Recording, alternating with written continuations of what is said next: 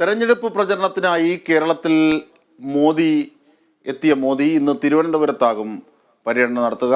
Kattakada Christian college മൈതാനിയിൽ നടക്കുന്ന പൊതുസമ്മേളനത്തിൽ മോദി സംസാരിക്കും. ആറ്റിങ്ങൽ, തിരുവനന്തപുരം മണ്ഡലങ്ങളിലെ 1,00,000 പേരെ പങ്കെടുക്കുമെന്നാണ് NDA അവകാശപ്പെടുന്നത്.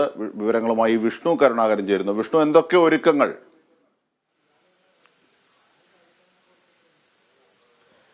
അജിംഷാദ്, ഇന്ന് ഉച്ചയോടെയാണ് മോദി തലസ്ഥാനത്ത് എത്തുന്നത്. ഉച്ചയോടെ തന്നെ നടക്കുന്ന പൊതുസമ്മേളനത്തിൽ മോദി പ്രസംഗിക്കും.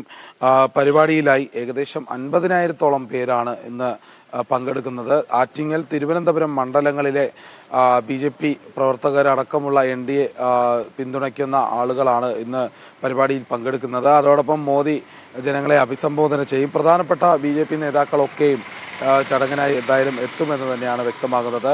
അതോടൊപ്പം നടി ശോഭനയും ഈ പരിപാടിയിൽ പങ്കെടുക്കുമെന്ന് കഴിഞ്ഞ ദിവസം അറിയിച്ചിരുന്നു.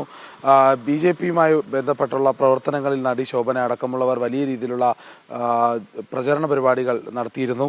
അതോടൊപ്പം തന്നെ ഇപ്പോൾ ഇന്ന് നടക്കുന്ന പരിപാടിയിൽ നരേന്ദ്രമോദി രാഷ്ട്രീയപരമായ ഒരു നീക്കത്തെയാണ് സൂചിപ്പിക്കുന്നത്. അതായത് ഈ തെരഞ്ഞെടുപ്പിൽ കൂടുതൽ വോട്ട് നേടുക എന്നുള്ള ലക്ഷ്യത്തോടെയാണ് BJP പ്രധാനമന്ത്രിയെ തലസ്ഥാനത്ത് കൊണ്ടുവരുന്നത്.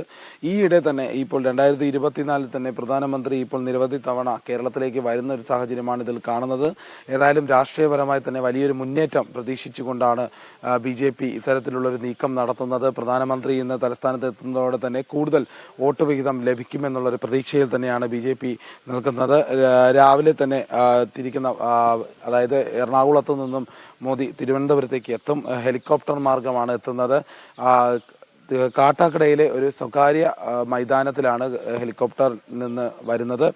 അവിടെ നിന്ന് വാഹനം വഴി ഉപയോഗിച്ച് കാട്ടാക്കട ക്രിസ്ത്യൻ കോളേജിൽ ഒരുക്കിയിരിക്കുന്ന സമ്മേളനത്തിനായുള്ള സ്റ്റേഡിയത്തിലേക്ക് അദ്ദേഹം എത്തും. അതിനുശേഷം ജനങ്ങളെ അഭിസംബോധന ചെയ്യും.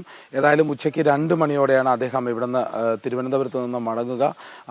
ഏതായാലും ഉച്ചയ്ക്ക് ഒരു 12 മണിയോടെ തന്നെ അദ്ദേഹം തിരുവനന്തപുരത്ത് എത്തുമെന്നുള്ള ഒരു പ്രതീക്ഷയിലാണ് എല്ലാവരും കാത്തിരിക്കുന്നത്. ഏതായാലും വലിയ രീതിയിലുള്ള ഒരു തെരഞ്ഞെടുപ്പ് പ്രചരണത്തിന്റെ ഒരു മാറ്റം എന്ന് വേണം ഇതിൽ പറയാൻ. തെരഞ്ഞെടുപ്പിന്റെ പല ഘട്ടങ്ങളിലായുള്ള പ്രചരണത്തിൽ NDAയുടെ ഭാഗത്തുനിന്നുണ്ടാകുന്ന ഒരു വലിയ നീക്കം തന്നെയാണ് പ്രധാനമന്ത്രിയെ പങ്കെടുപ്പിച്ചിട്ടുള്ള ഒരു പ്രചാരണ പരിപാടി.